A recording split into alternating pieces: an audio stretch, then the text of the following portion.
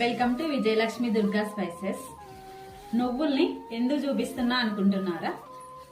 పాతకాలంలో అయితే మన పెద్దవాళ్ళకి ఎంత పై నుంచి దుంకినా ఏం చేసినా ఎముకలు అస్సలు ఇరిగేటివి కాదు. ప్రస్తుత కాలంలో చిన్న పిల్లలు కూడా ఎముకలు వెంటనే విరిగిపోతున్నాయి.